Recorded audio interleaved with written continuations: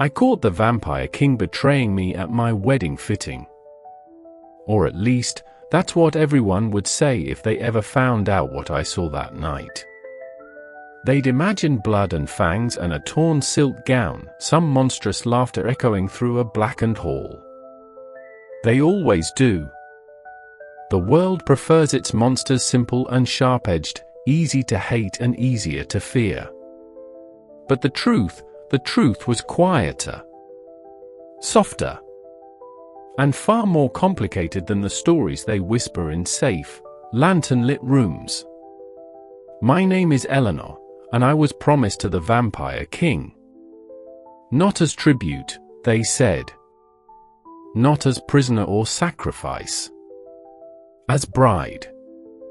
The first time I saw him was not at some grand ceremony, but in the quiet hallway behind the palace chapel, on the night they took my measurements for the wedding dress. The seamstresses left me alone in the fitting chamber. Or I thought they did. Behind the west wall was a warped panel that hid an old service corridor. As I reached for my dress, I heard the faintest sound from behind it, a soft exhale, a shift of weight.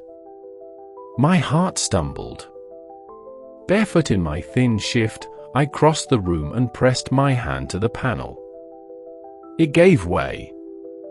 There was darkness within, and, silhouetted against it, a figure too tall to be any servant. Long and still, as if carved from night. His eyes caught the candlelight first, pale, almost silver. His face was angular but not harsh, his black hair falling to his jaw, his clothes simple and dark with a single silver clasp at his throat. I had never seen him before, but every story I grew up with leaned forward in my mind and whispered his name. The Vampire King. You should not be able to open that, he said at last, voice low and steady. It's warded. My father had the wards marked for me when I was a child, I said, my voice shaking. So I would not get lost. His gaze flicked past me, to the empty room filled with scattered ribbons and pins. They used this chamber for you, he asked. It's been my fitting room since I was 15. I swallowed. Who are you? You know who I am. The air felt thinner. You're early, I said. The wedding isn't for another month. We are not at your wedding, Princess Eleanor. You're in my palace. In a hidden corridor. Behind my fitting room walls. What would you call that? I would call it a miscalculation, he said. I did not intend for you to see me. Why are you here? I asked. He hesitated, then answered, I came to ensure you are safe. Safe from whom? You? There are humans in this palace who hate me enough to risk their own lives for a chance at mine, he replied. Or to hurt what they think belongs to me. I don't belong to you. I know. He said it softly, with no mockery, and something inside me shifted. You've been watching me, I said. All this time. Through the walls. I've been watching the routes you take alone. The chapel corridors. The gardens at dusk. Your balcony at night. If anyone meant you harm, those would be their moments. A chill ran through me at the thought of invisible eyes in all my quiet places. And have you found anyone? I asked. Not yet. But there have been whispers. Enough to take seriously. And you, the terror of the North, you slip into my home through secret corridors so you can listen for whispers. Guard me from shadows. You make it sound rather small, he said, almost amused. It is small. Compared to what they say of you. And what do they say? That you feed on villages when your cellars run dry. That your court is built on bones.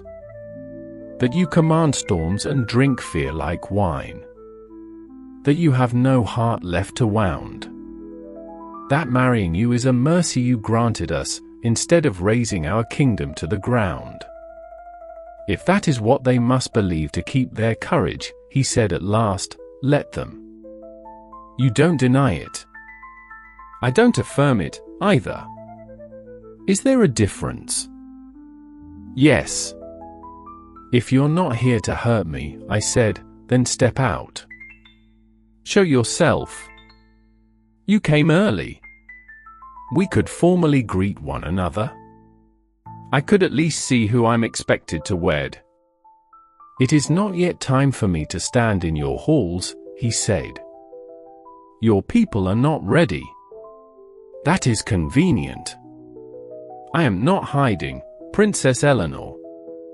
I am choosing where my presence will do the least harm. If they see me now, in their fear, they may say things they cannot take back. Do things they cannot undo. Some hearts are not ready to learn that the stories they built their lives on are incomplete. There's kindness in that, I murmured. In my court, he said slowly, kindness is what keeps my people alive when the world would rather forget we exist.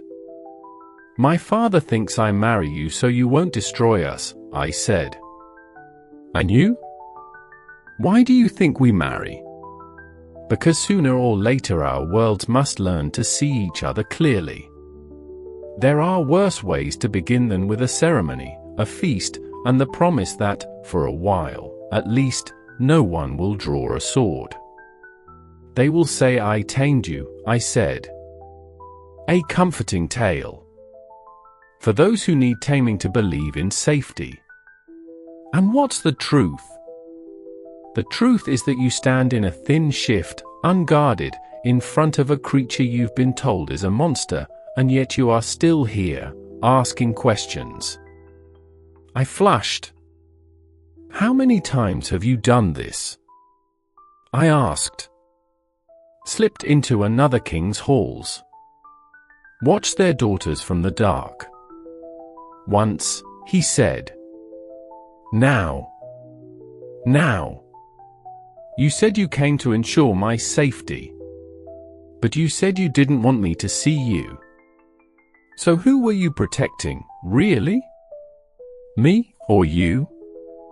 Both, he admitted. Perhaps. And now that I've seen you. Now you hold a piece of truth no one else in this palace has. Do with it what you will. You trust me with that.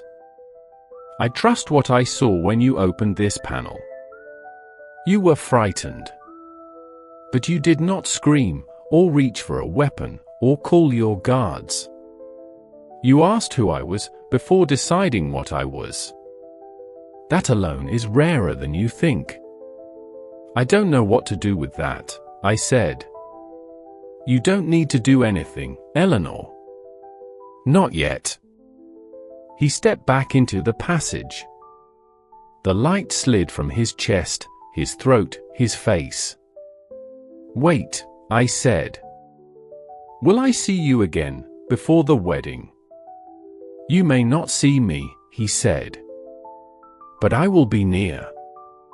That sounds like a promise. Yes.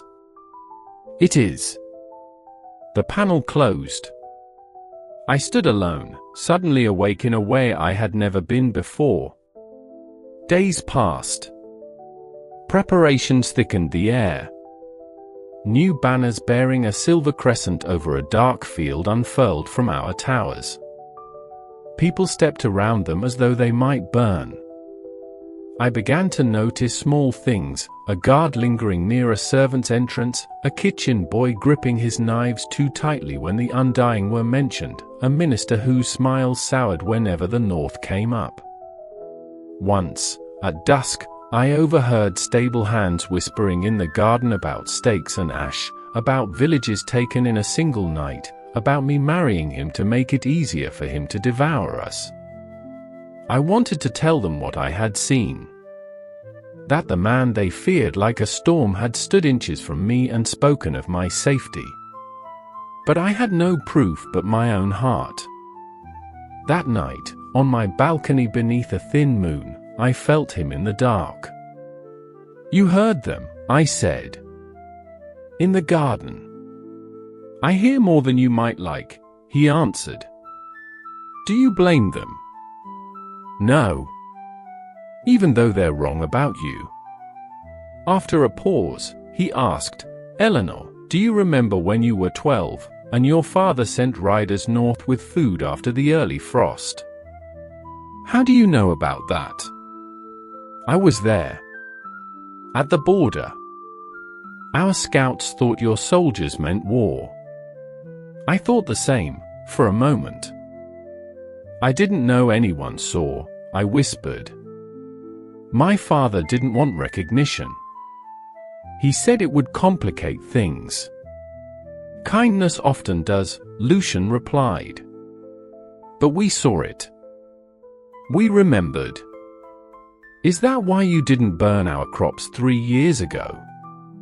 I asked. "When King Harrow broke your trade agreement?"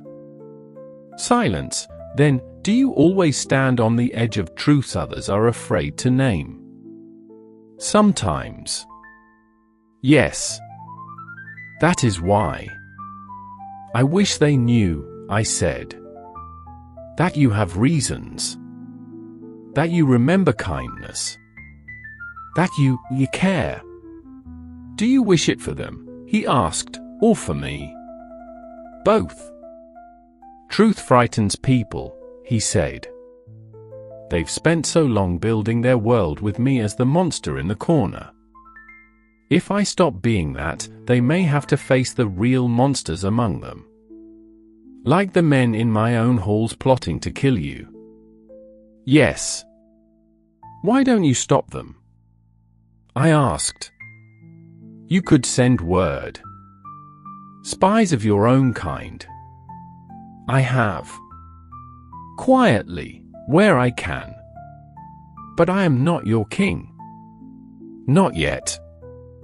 Your father must be the one to root out rot in his house, or it will only grow back. But if they succeed,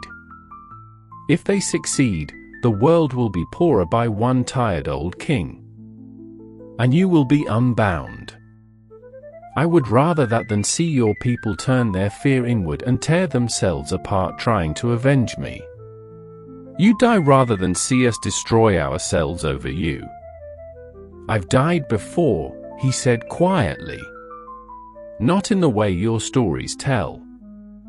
But I have lost kingdoms, Eleanor. I have watched my people burn because others thought wiping us out would make the world neater, safer. I learned then, my existence is bearable, to many, only as long as it fits a role they understand. Villain. Threat. Necessary evil.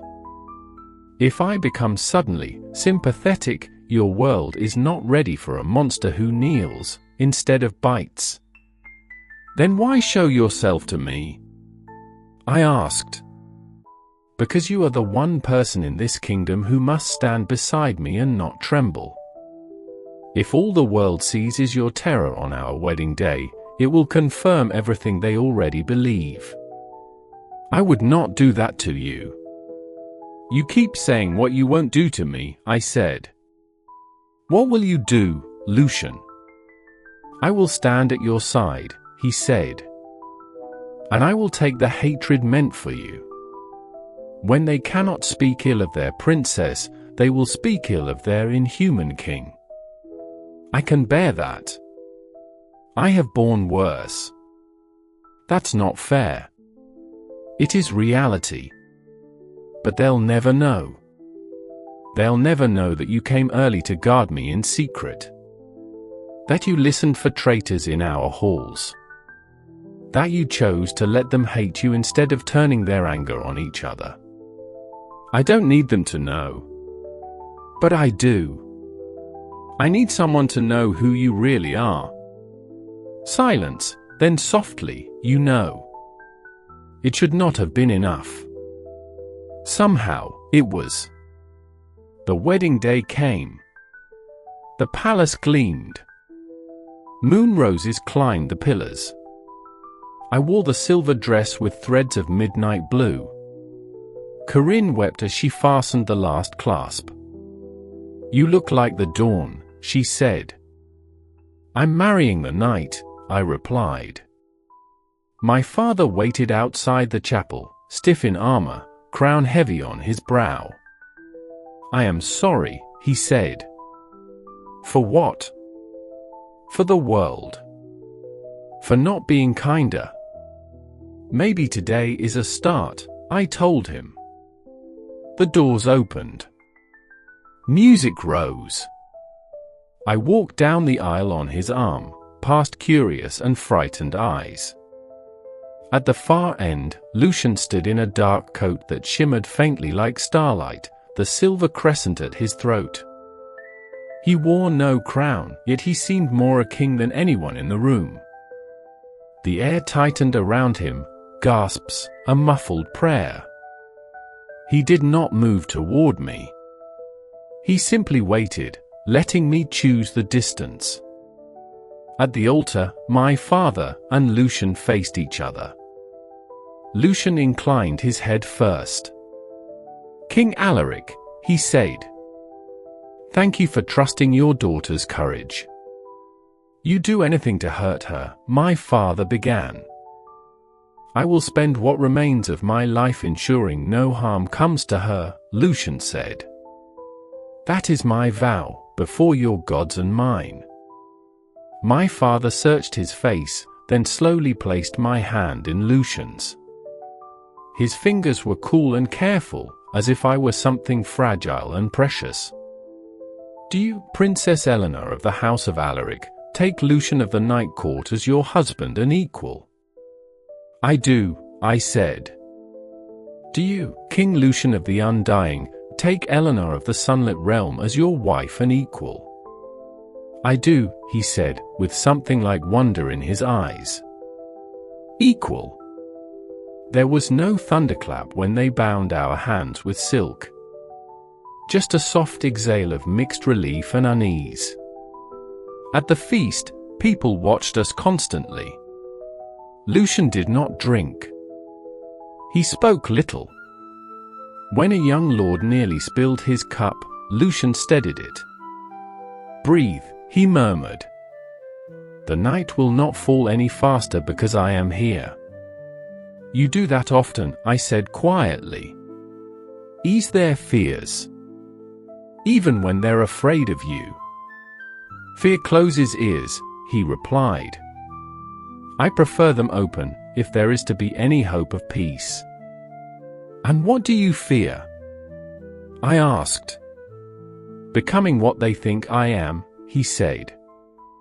Later, as candles were extinguished and my father gave a weary blessing, may this union remind us that the things we fear may yet hold hands with the things we love. The hall emptied. They will tell stories about tonight, I said. They already have, Lucian answered. I want to tell a different story, I said. About the king who stood behind my walls to keep me safe from my own people. Who remembered a food caravan from a decade past. Who chose to be hated if it meant we wouldn't hate each other enough to tear ourselves apart. They would not believe you. Some might. Eventually. If I keep adding chapters. Why does it matter so much to you? He asked. What they think of me. Because I've been afraid my whole life, I said. Afraid of you most of all. And it hurts to realize how wrong I was. How lonely you must have been, carrying all that hatred so we wouldn't have to look at ourselves too closely. You make me sound nobler than I am, he murmured. I think you're kinder than you allow yourself to feel, I said. And I don't want that kindness to stay hidden forever. Not just for your sake. For theirs. For mine. Kindness is a soft thing in a hard world, he said. Maybe that's why it matters. Silence settled, softer now. I cannot promise your people will ever love me, he said. There will be attempts on my life. On yours. We will spend years stopping wars while others prefer the clean answer of steel. I know. There will be nights when I am the only creature awake for miles. When the stories about me grow teeth. When fear breathes easiest. I know that, too.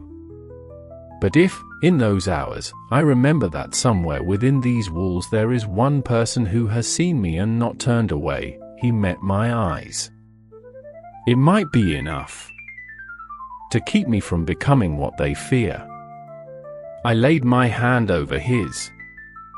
His skin was cool, like the underside of a river stone. Then let that be part of the story, I said. Not the grand battles or treaties. Just this. Two people in a half-empty hall, deciding that fear doesn't get the last word. He turned his palm and laced his fingers with mine. Eleanor, he said, you caught me betraying the role the world wrote for me. Hiding in your walls, listening at your doors, protecting instead of conquering. If that is the story you wish to tell, I will not stop you. I don't think it's a betrayal at all, I said. I think it's the truest thing I've ever seen. The last candles winked out. The night settled around the palace, vast and quiet. In the darkness, sitting beside the most feared creature in the known world, my hand warm in his cool grasp, I understood. Monsters are often just mirrors for our own terror. Sometimes, if we dare to look past the teeth, we find a face trying very hard not to frighten us. Lucian's thumb brushed the back of my hand. Rest now, he murmured. I will watch. For the first time, I closed my eyes in quiet trust, knowing that somewhere just beyond the embers, a king the world feared was keeping a gentler vigil than anyone would ever know. In the years that followed, I did tell the story. Not loudly. Not in decrees. I told it in the way I spoke his name without flinching. In the way I let children run to him with their questions and watched him kneel. In the way I sat beside him in council and asked, what mercy can we afford today, before we spoke of war? Some never believed. Some never wanted to. But sometimes, late at night, I would see a guard watching us not with fear, but with thoughtful hesitation. A minister's hand would hover before signing a decree that hurt more than it helped. A stable hand would leave an extra lantern lit along the path he knew Lucian walked alone. Small acts. Quiet ones. Unseen, perhaps, by most. But not by us. And so the story of the vampire king who betrayed his own legend, who chose kindness behind closed doors and carried the weight of our fear in silence, began to grow, not as a shouted truth, but as a gentle rumor passed from heart to heart. A reminder that sometimes, the kindest souls are the ones the world is most afraid to understand. And that true goodness, the sort that needs no witnesses, can live even in the hearts we've painted darkest.